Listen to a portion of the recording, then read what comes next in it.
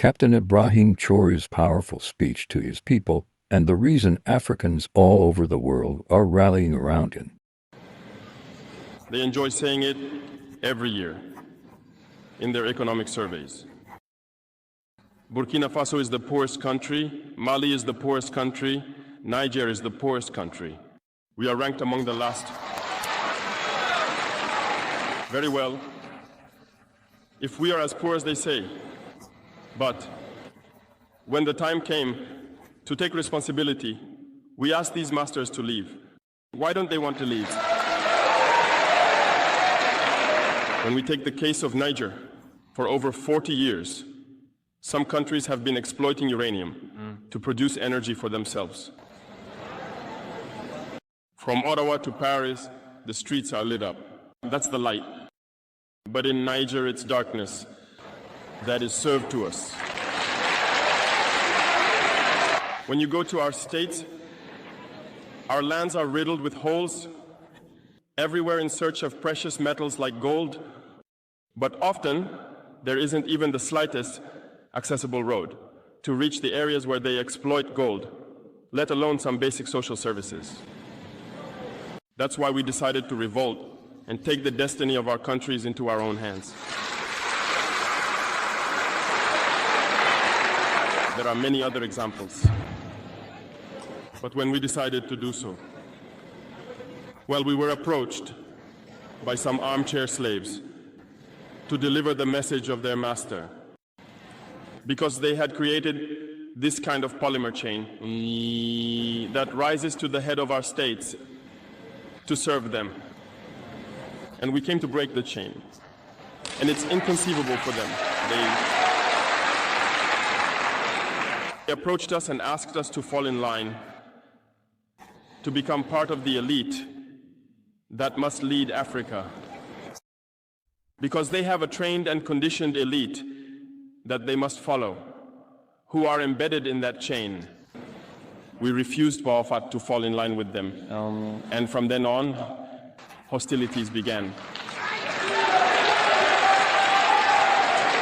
They have infiltrated our areas with several mercenaries, trainers. Agents have descended into the Sahel, hoping to carry out barbaric, cowardly attacks against our populations, hoping to incite them to revolt. In addition to these on-the-ground attacks, communication attacks, manipulation, and disinformation are rampant in their ranks. But the people of the Sahel have understood, and never again will they be manipulated. They know where they come from, they know what they are doing, and they know where they are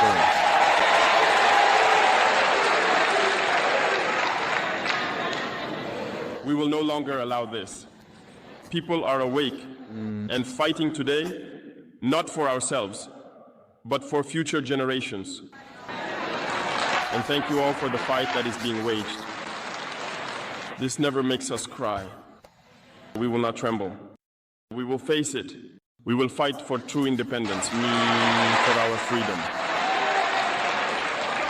Because to scare the people of AS, these individuals only have 3 terms in their mouths: democracy, freedom, human rights.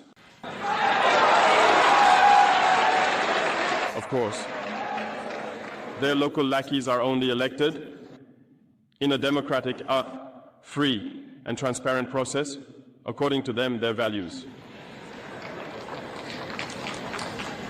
What could be more normal? That they want to impose this on us, because they are the ones who set the rules. Very well, we have decided to take responsibility for ourselves. That's why on July 26, 2023, when Niger decided to turn the page, the armchair slaves and their masters got on their high horses.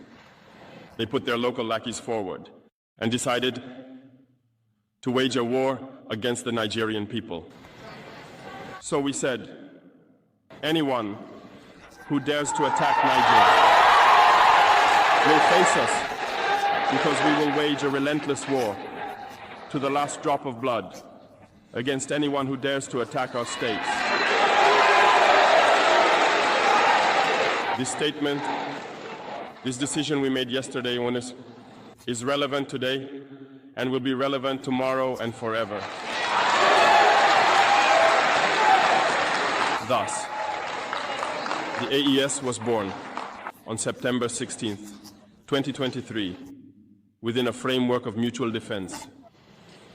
But we deemed it necessary to extend and expand the architecture of the AES. What brings us together today should allow us to venture into other areas beyond defense, notably finance and economy, infrastructure, health, education, and so on. I hope that these moments will be a story we write for the AES, but especially for Africa and the entire world. May God enlighten each and every one of us. May God inspire us in these tasks entrusted to us. And above all, when we carry out our work, let us keep one thing in mind: the supreme interest of our populations.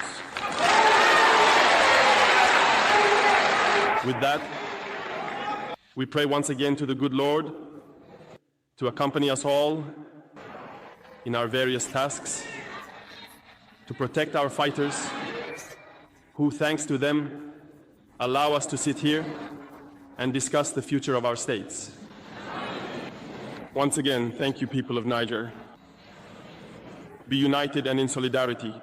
People of the AES, the homeland or death.